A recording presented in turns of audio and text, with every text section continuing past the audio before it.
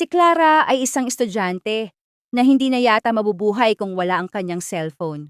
Mula paggising hanggang bago matulog, nakadikit ang kanyang mga mata sa maliwanag na screen.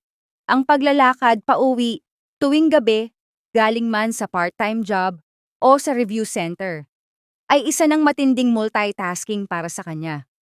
Naglalakad siya habang nagbabrowse sa social media. Walang pakialam sa paligid. Isang gabi, bandang 11:00, naglakad si Clara sa madilim at tahimik na kalsada ng kanilang subdivision. Ito ang pinakamabilis na daan pauwi. Nakasuot siya ng earphones at abala sa pagtingin sa mga story ng kanyang mga kaibigan sa Instagram. Habang naglalakad, may narinig siyang kakaiba, parang tunog ng mga yabag na sumasabay sa kanya. Mahina lang, pero hindi ito tunog ng hangin. Ibinaba niya ang volume ng music niya, pero hindi niya inalis ang tingin sa kanyang screen. Binaliwala niya ito. Kumbinsido siyang naglalaro lang ang imahinasyon niya. Pagkatapos ng ilang minuto, bigla siyang nakatanggap ng follow request sa Instagram. Ang pangalan, ang aninong may ngiti. Walang profile picture, at ang account ay private. Bigla siyang kinilabutan. Tiningnan niya ang username ng matagal, at sa pagkakataong iyon, tumigil din ang tunog ng mga yabag sa likod niya. Nag-aalangan, ibinulsa niya ang telepono. Sa wakas, tumingin siya sa likod. Walang tao.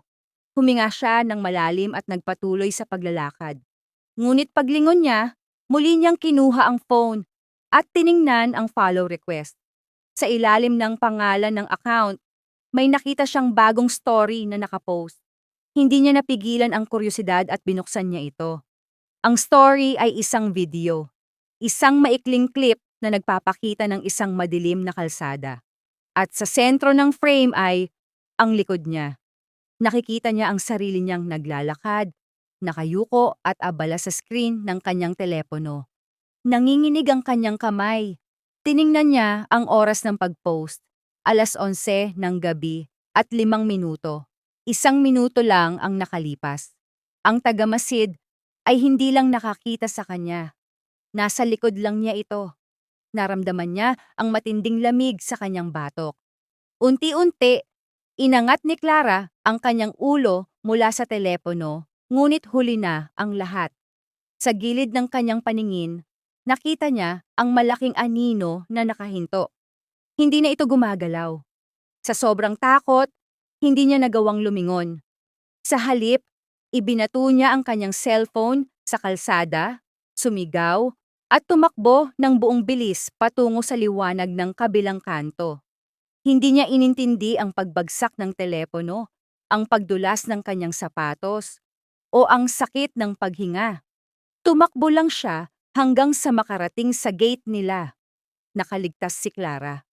Kinabukasan, hindi na siya bumalik sa kalsadang iyon. At nang tingnan niya ang kanyang lumang tablet, nakita niyang naka-unfollow na ang account na ang aninong may ngiti. Ang pinaka nakakakilabot sa lahat, ang kanyang huling nakita bago niya ibato ang phone ay ang mensaheng natanggap niya mula sa tagamasid. Sayang, hindi mo naabutan ng ending. Ang kwentong ito ay nagpapaalala sa atin na ang labis na pagkaabala sa mga bagay na digital ay maaaring maging sanhi ng kapahamakan.